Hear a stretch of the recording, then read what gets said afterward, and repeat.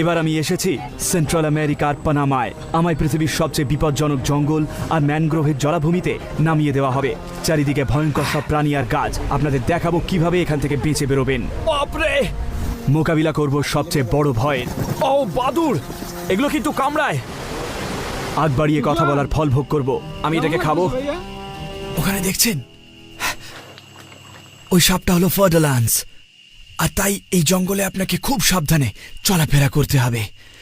আর এদের গায়ে ডায়মন্ডের মতো ডিজাইন থাকে। আর সেন্ট্রাল সাউথ আমেরিকাতে অন্য সাপের থেকে এই সাপের কামড়েই বেশি লোক মারা যায়। এরা প্রচণ্ড বিষাক্ত হয়। ফার্ডালান্স মানে হলো বল্লমের ফলার মতো মাথা।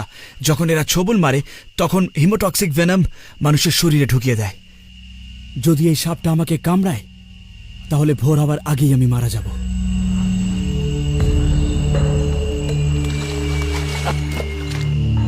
খুব তাড়াতাড়ি নিজের অবস্থানটা বুঝে নিতে হবে।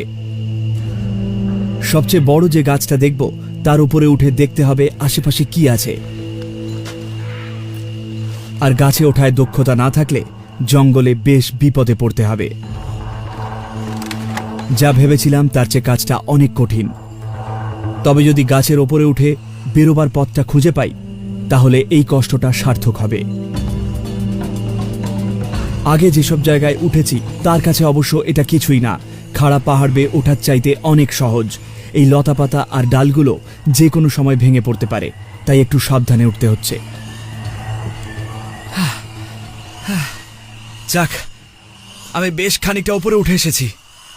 আর এটা বলছি তার কারণ আমি কয়েকটা বাঁদর দেখেছি। তারা এখন হয়তো আমার চেয়ে অনেক নিচে রয়েছে।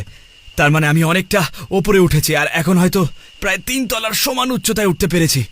কিন্তু আমাকে ওই 5 তলায় উঠতে হবে।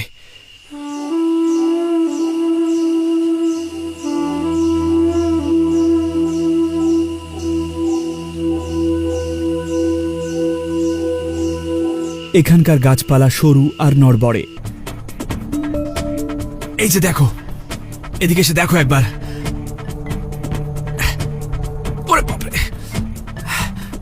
এটা একটা বিশাল লার্ভা। লার্ভাটা দেখতে অনেকটা মথের মতো। ঠিক আছে।